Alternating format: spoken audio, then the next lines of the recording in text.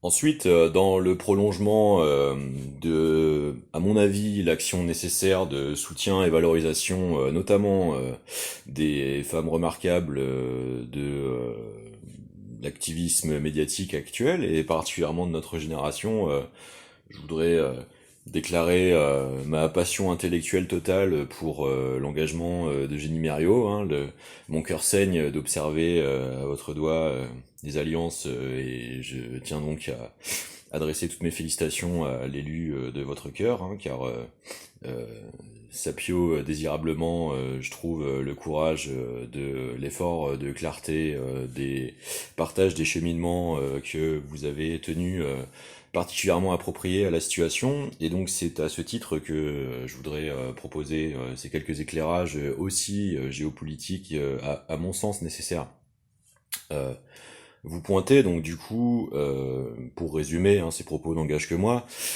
la caractéristique psychocomportementale appliquée à la nature de type d'interprétation du droit perpétrée par la personne de Emmanuel Macron vis-à-vis de les différentes options de constitutionnalité possibles,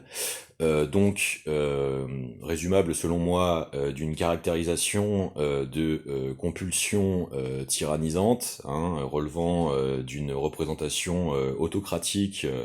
et concentrationnaire de l'exercice du pouvoir. Et donc, je l'ai fait résonner avec votre mise en évidence des emplois, des termes psycholinguistiques de viol de la Constitution, et cela répété. Euh, Mon articulation finale pour faire gagner le maximum de temps possible à tout le monde, c'est le fait d'observer que la rhétorique netanyahouenne, elle aussi,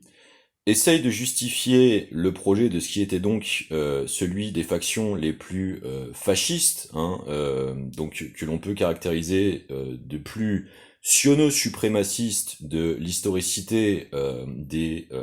revendications et projets de la mouvance sioniste. On parle bien donc là des franges les plus phalangistes, néo-fascistes, concernés par cette appartenance idéologique plus générale que le sionisme. Donc, notamment le clan jabotinskien, dont le père de Benjamin Netanyahou était le secrétaire. Euh, et donc aujourd'hui, la rhétorique netanyahouenne consiste à tenter de justifier le génocide, derrière le génocide, l'objectif d'accaparation autoritaire totalement inhumaine des terres concernées, des territoires concernés, et de constituer une nation Sparte dans le projet de Grand Israël. Bien. Eugénie, vous avez l'absolument clarté d'esprit de désigner les enjeux des obsessionnalités du fétiche du droit. Je rappelle que les événements décisifs de l'histoire de Sparte, c'est la bataille des Thermopyles. J'espère donc que, du point de vue des résonances psycholinguistiques et psychocomportementales, particulièrement en français, tout le monde observera donc ces à minima étranges résonances, à maxima anticipation de tentatives de constitution d'éléments euh, appartenant à des